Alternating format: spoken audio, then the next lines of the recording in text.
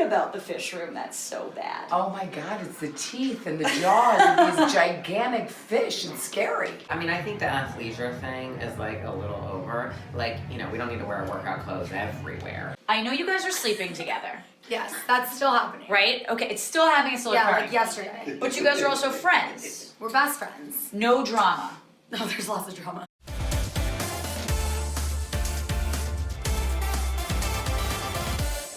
Were you mad that Dorinda had sort of taken Bethany's accommodations over yours, or were you mad at Bethany? No, I wasn't mad at Bethany. Okay. I was mad at Dorinda for being so inconsiderate of me.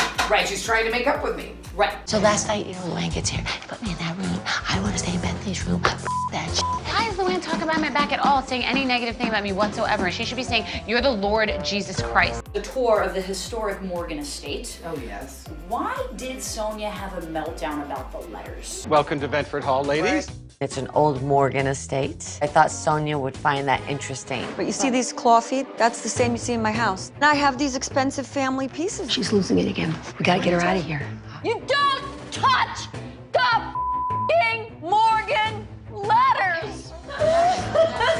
I think she really felt close to it, obviously, Right. because, you know, being married to a Morgan. Of course. And the sense of history, I think, just overwhelmed her.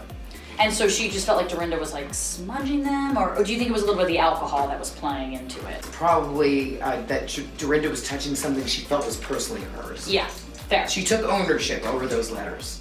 That's fair. It's Morgan, Sonia Morgan. Sonia She's Morgan. Sonia Of Morgan. course she did. What do you think the best advice you gave the designers this season was? Oh my God, best advice. It was probably fabric advice. Honestly, every challenge, I'm like, get a backup fabric. A backup fabric was the #1 advice that they didn't listen to me in the beginning. And at the end, they were like, where's my backup fabric? Because you, in a minute, you're like, you think it's gonna work, but then it never does. We're just eating, having dinner. 1 day challenge, your model's just chilling. Come sit next to me. This is it? Come sit. Come sit. You're ready, you're done. It's gorgeous, you need nothing. No, but it's still time. I didn't eat anything since the morning. I don't eat for 3 days when I'm making a collection. I mean, I can tell. I mean, I really gave them like real critiques. I'd be like, you know, if they're like, oh, this is inspired by Beyonce, I'm like, well, I dressed her a few weeks ago, she's not wearing that. Oh my gosh, Dapper Dan. Your challenge is to create luxury streetwear. You have until midnight tonight. Oh. That's it. Thinking. I don't know. I'm super lost in this challenge. It's nice. You just want him out. Oh, No, honey, I'm not you.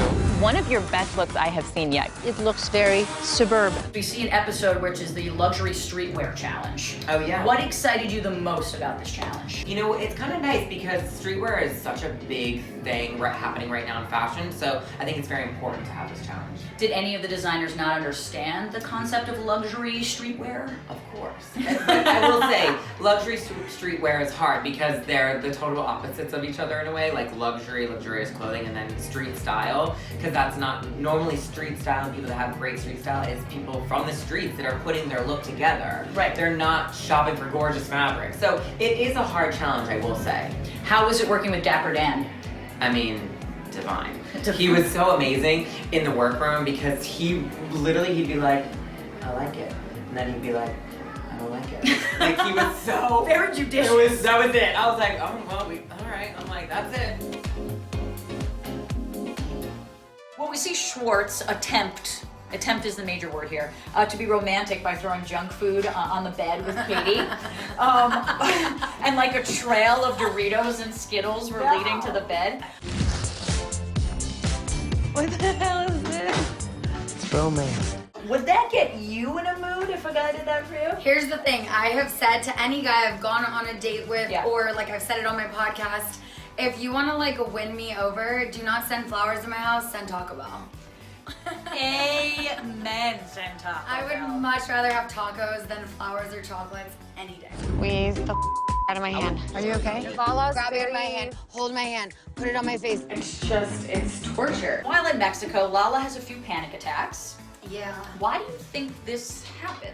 She hadn't been drinking for a while, and Yeah. then she kind of just went from like 0 to 100 and just got like blackout wasted, making out with Everyone, Every I girl. think, except me. I was the only one who didn't get action on that trip. I'm like, I'm the single one here. You're Like, right. what the hell? You were like untouchable because you're single, right? So, Single. I think it was just a total like 180 for her body, and she just kind of freaked out. And I think part of her was probably worrying about what Randall would think when she got back. He's having a puppy shower. What is a puppy shower? It's like a baby shower. Raquel, are you serious? I don't understand why they don't want to come to my puppy party. They're now uninvited. How are you and James doing? What's your relationship like with him? I mean, we're good. The thing is, James and I have never really had like a huge falling out. There have been times where I'm like, I kind of need to step away from this friendship a little bit until you get your shit together, because I can't defend this behavior and the way you're speaking of my friends. Right. Like, it's just not okay. But he's someone who really has always had my back and stood up for me. And even when there's like a new guy in my life, like James is the first person to be like, yo, this is a good girl, don't screw her over. Whereas the girls usually just make fun of me and they're like, oh, Sheena, being Sheena. Right. I do have to ask, James can DJ. You know what? I don't know about that. I'm gonna go breathe because I'm pissed off. Stop using language like that. I want you to have some manners and I want you to put a smile on your face. Billy. Last question for you about Billy. How are you guys? Are you guys friendly? You guys get along very well? Yeah, I love Billy. I mean, we're not as close as we maybe once were, because I think once I was wanting to rekindle my friendships with the girls, she didn't understand it. Right. Because her, Ariana, and I were so close. But I'm like, you have to understand, like, you're new to this group, and I have a decade history with these people.